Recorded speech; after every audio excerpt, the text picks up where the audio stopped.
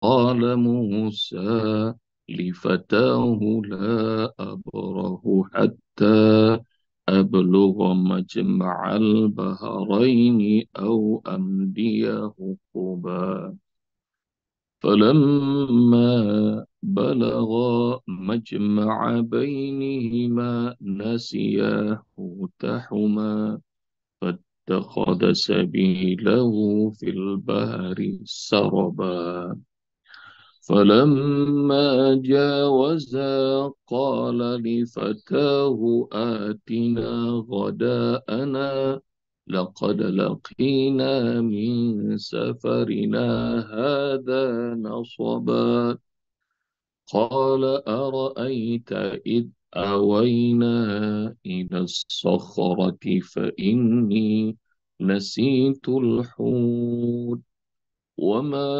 أنسانيه إلا الشيطان أن أذكره واتخذ سبيله في البحر عجبا قال ذلك ما كنا نبغي فارتدا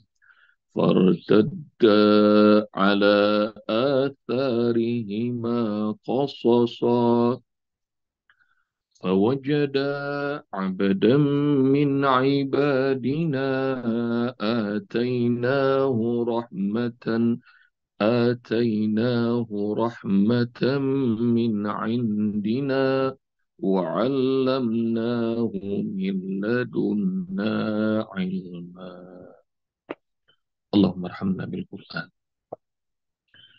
فوجد عبدا من عبادنا maka keduanya Musa dan Yusa alaihi salam berjumpa abdan min ibadina seorang hamba dari hamba-hamba kami. Atainahu rahmatan yang kami berikan kepada hamba itu rahmat min indina dari sisi kami wa alamnahu dan kami ajarkan padanya ilman ilmu min ladunna. Nah, harusnya kalimatnya wa alamnahu ilman min ladunna. Tapi dibalik wa alamnahu min ladunna ilman. Kami ajarkan kepadanya ilmu dari sisi kami. Nah, pelajaran pertama ayah bunda, Allah punya hamba-hamba yang dikasih kemampuan khusus. Kalau istilah Avenger namanya super power, superhero. Kalau istilah Avenger. Hamba-hamba yang dikasih kemampuan spesial sama Allah. Banyak tuh hamba-hamba Allah model begini. Baik yang dulu maupun sekarang. Yang mungkin kita nggak tahu. Yang mungkin kita remehkan. Yang mungkin kita nggak peduli. Atau Allah belum izinkan kita berjumpa dengan mereka. Fawajada abdan min ibadina. Ada hamba-hamba Allah yang kalau dalam surat An-Naml, ayah bunda bakal ketemu tuh. Sulaiman bilang kepada para pembesarnya, siapa di antara kalian yang mampu mendatangkan singgasana Bilqis? Ada jin ifrit bilang, qala ifritu minal jin, ana atika bihi qabla an taquma min maqami. Aku sanggup mendatangkannya dari negeri Sabah ke Palestina. Jadi dari Yaman atau Ethiopia ke Palestina, sebelum kau bangun dari tempat dudukmu, aku sanggup mendatangkan. Ini hamba yang dikasih kemampuan sama Allah. Namanya jin ifrit. Tapi ada lagi yang mengatakan, qala rajulun indahu ilmu minal kitab. Ada hamba Allah, manusia yang punya ilmu dari kitab Allah. Aku sanggup mendatangkannya sebelum engkau matamu berkedip berduka. Dan benar aja, begitu cuma sekelebatan udah ada singgasana. Hingga ucapannya Paduka Sulaiman, hada min fadli rabbi liyabluwani ashkur am akfur. Ini adalah anugerah Allah untuk mengujiku apakah aku ini termasuk orang bersyukur atau orang kufur. Nanti ayah bunda cari itu ya. Wabil khusus highlight kalimatnya Paduka Sulaiman. Hada min fadli rabbi liyabluwani ashkur am akfur. Hafalkan kalimat itu, amalkan. Jadi kalau dikasih kelebihan sama Allah, jangan jumawa. ini adalah anugerah Robku, mengujiku apakah aku termasuk orang yang syukur atau kufur. Jadi ada hamba-hamba dikasih kemampuan spesial sama. Nah itu dalam surah An-Naml ayat berapa, ayat Bunda cari dan nanti share di grup. Termasuk ini ayat 65, hamba Allah yang dikasih ilmu spesial sama Allah, namanya Khidir, Khodir, banyak riwayat. Pokoknya namanya, kalau orang Indonesia nyebutnya Nabi Khidir, orang Arab menyebutnya Khodir. Dan ayah bunda nanti minta sama Allah agar terus dinaikin derajat, dikasih ilmu yang banyak, ketemu sama hamba-hamba Allah yang soleh. Ntar dapat ilmunya. Tahun 1427 Hijriah, lagi haji, rutenya begini. Rutenya baru sampai umroh, begitu langsung hotel transit Azizia, lalu kemudian hajian, habis haji Mekah, Mekah kemudian Madinah. Jadi puncak haji dulu melakukan ibadah haji, lalu kemudian ke Mekah yang sholatnya 100.000 sekali sholat, lalu ke Madinah yang sholatnya di sana 1.000 kali lipat, begitu pulang ke Indonesia. Ada seorang pria namanya Adi, jemaah saya, dan beliau ini dokter. Beliau menyesalkan kenapa kok rutenya begini, kenapa nggak dari yang pendek ke atas semakin klimaks. Ini dari klimaks haji malah ke Mekah masih terus downgrade ke Madinah. Yang dipikirin pahala dan dia resah belum nyampein ke saya. Dan pokoknya hari itu saya sholat asar, Usbok. Sholat asar antara azan ke qomat, panjang tuh waktunya. Saya mikirin, kenapa sih? Kok begini rutenya, kata Adi. Dan hatinya kesel. Terus ada orang sholat, orang Arab di sebelahnya, pakaiannya bersih, putih, kemudian serba putih, kemudian peci dan ini, apa namanya, itu sorban yang dijulurkan seperti orang Arab yang wajahnya nggak kelihatan. Jadi sorban. Saya masih ngerenung, udah kebanyakan jemaah Indonesia kalau lagi hajian begitu, bukan baca Quran gitu, ngobrol. Sekarang mah pada main HP itu, bukannya doa, jalan iqamah. Dia ngerenung, bengong, hatinya sebel, ngerenungin kok ini downgrade. Nanti jangan-jangan sampai tanah air makin downgrade iman saya. Gitu. Orang itu yang ada di sebelahnya Adi selesai sholat, Assalamualaikum warahmatullahi wabarakatuh. Itu wajahnya putih, wangi. Habis itu kemudian dia tepuk paha saya, dia ngajak saya salaman. Terus dia ngomong gini, Adi, kamu yang ikhlas kalau ibadah. Dan dia nyebut lagi, kamu kan PhD, kamu kan doktor. Kalau ibadah, jangan ngitung-ngitung pahala. Wah ya Allah, nangis saya. Saya nangis jadi-jadinya. Itu orang saya nggak kenal, tapi ganteng banget, putih banget, wangi banget. Terus dia nyalamin saya, langsung ngomong, Adi, katanya. Nyebut nama saya. Dan dia tahu-tahuan lagi, saya PhD. Kamu kan orang pinter, kamu PhD. Ibadah macam hitung-hitung pahala. Nah ini ketemu nih sama hamba Allah. Dari hamba-hamba Allah. Mudah-mudahan beliau itu Rasulullah. Karena jumpanya di Masjid Nabawi. Jadi ya Allah. Tuh. Dan Adi Santika cerita ke saya sambil nangis-nangis gemeteran. Dan Masya Allah. Nanti mudah-mudahan ayah bunda ntar ketemu tuh sama hamba-hamba Allah. Kayak model begini.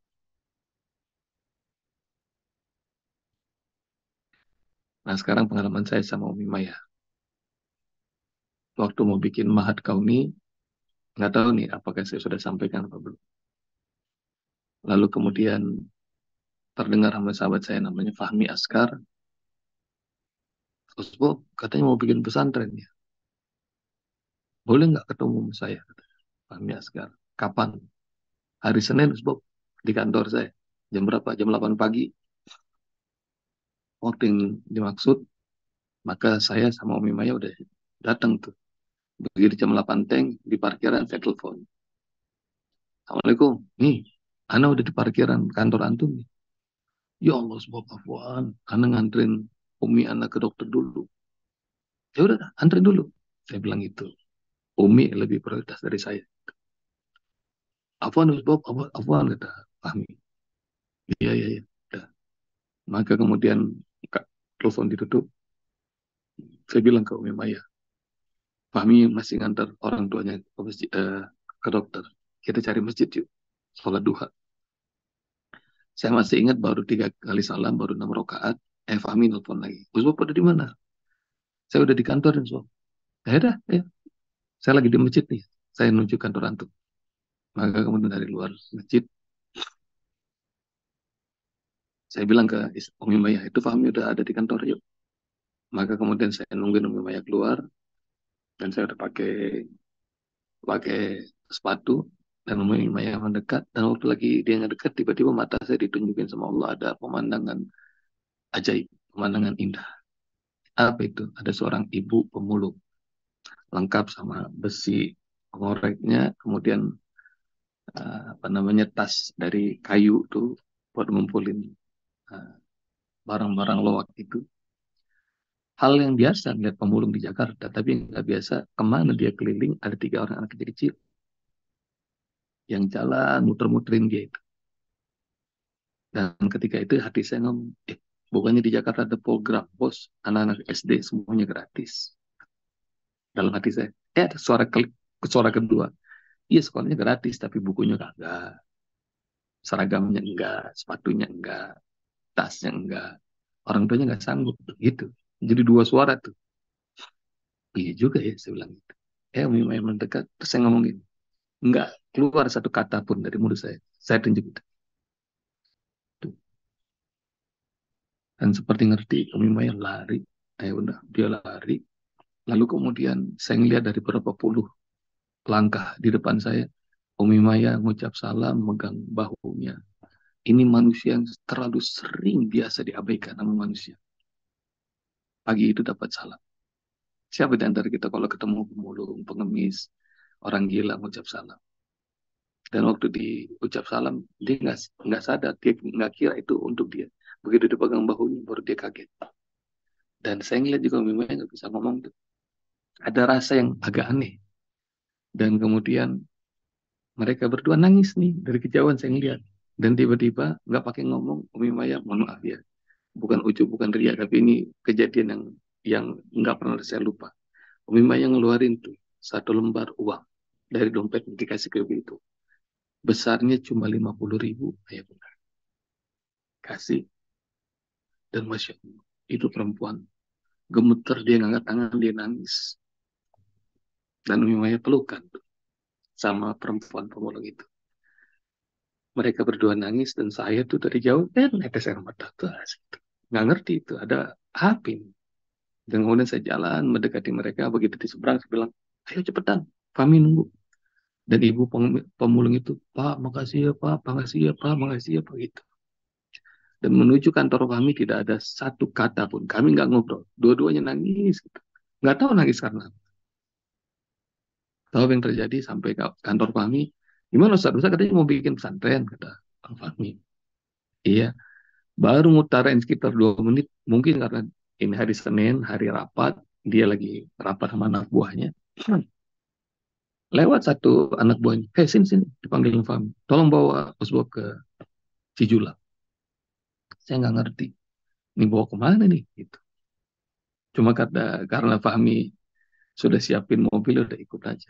Jadi anak buahnya satu sama saya dan Mima yang bertiga. Di Cijulang itu ayo bunda dikasih tahu, ini Pak Fahmi bikin pesantren, pesat. Ada dua, yang satu ini cuma 2.000 meter, satu lagi 1,2 hektar.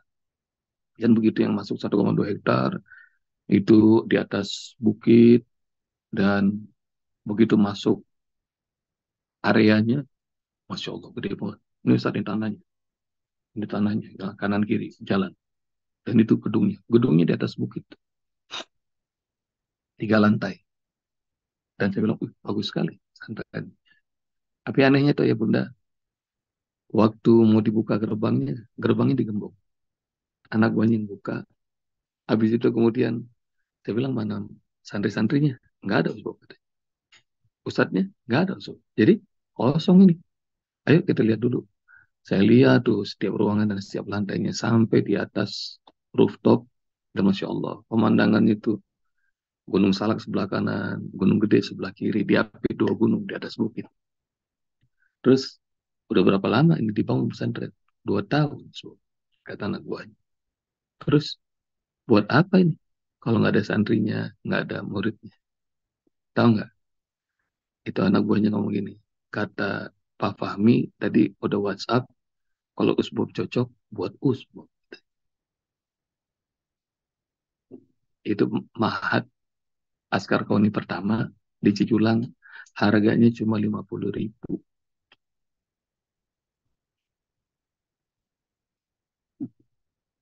Dipertemukan dengan salah seorang hamba Allah. Yang kayaknya sih kayak pemulung, tapi siapa tahu malaikat. Masya Allah. Ada lagi, Bunda nanti cari. Ada anak muda nikah, namanya kalau nggak salah Aditya. Usaha berbagai macam, nggak nggak apa namanya, nggak untung-untung, yang ada malah buntung. Menikah nggak punya keturunan karena dia mandul. Tapi gara-gara dia ngurusin nenek-nenek yang gorengan, yang bau segala macam, dianterin makannya segala macam, itu nenek-nenek doa buat dia. Nanti kamu bakal dikasih rezeki yang banyak ya nak. Dia urusin tuh nenek-nenek. Kayaknya udah pernah diposting tuh di grup. Dan bahkan udah diangkat sama Helmi Yahya di podcastnya. Orang paling kaya se-Indonesia ini anak. Kenapa? Masya Allah, itu doanya itu nenek dahsyat banget. Rupanya dia terinspirasi, habis itu bikin rumah makan gratis. Cabangnya udah di mana-mana. Sehari lebih dari 3.000 orang makan. Doa tuh nenek-nenek. Kelihatannya ya nenek-nenek, tapi siapa tahu karena Allah. Nah itu, atainahu rahmatan min indina. Kami berikan padanya rahmat dari sisi kami. Nah, ayah bunda nanti cari dia hamba begini. Jadi bunyiin alarm. Kadang-kadang kita nggak peduli. Bunyiin alarm kita. Kepada orang miskin, jangan kira mereka miskin. Doa mereka itu mustajab di sisi Allah. Orang kecil juga begitu. Maka kata Rasulullah, hubungi duafa. Kalau kalian mau cari aku ada di tengah-tengah duafa. Cari hadisnya, ya bunda. Fa'innama tunsokun biduafaikum. Kalian tuh bisa berjaya. Kalian bisa mendapatkan kelimpahan rezeki dari Allah karena duafa kalian. Karena doa mereka. Jadi bukannya orang-orang duafa butuh kita, bukan. Tapi kita nih yang butuh doa mereka supaya Allah rahmati kita. Ya, habis. Tadinya saya mau ngomong banyak. Waktunya habis ya. Ya benar. Masih Belum, belum, Usbab. Ustaz, masih Masih banyak. Ya, lama, 15 Usbab. menit Masih lagi. banyak. Yuk, Masih Masih banyak, banyak. Usbab. Belum. Masih banyak. 10 menit lagi. Iya. Jadi lanjut. cari itu ya hamba-hamba Allah ini. Hikmat. Tuh. Hikmat. Apalagi kalau ayah bunda sekarang sudah banyak yang ngebantu anak-anak santri, yatim, duafa, penghafal Quran. Wah itu dahsyat. Dahsyat aja. Siapa yang udah ngerasain tuh. Jadi begitu udah cinta sama anak-anak model begitu. Wah, apalagi yang sudah rumahnya udah anak-anak yatim duafa penghafal Quran. Wah itu makin dahsyat. Makin dahsyat.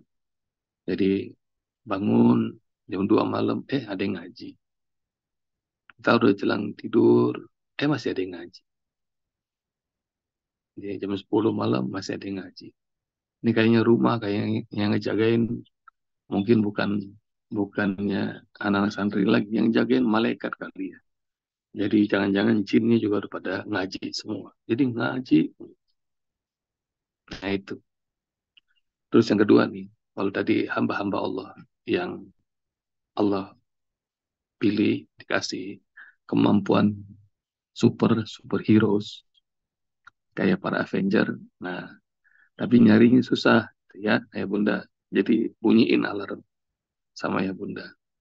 Kalau ngeliat yang kayak begitu, wah nggak usah pakai mikir, nggak usah pakai mikir. Yang kedua, rahmatan ataina wa rahmatan min indina wa alamnahu min ladunna ilma. Ilmu itu rahmat Allah.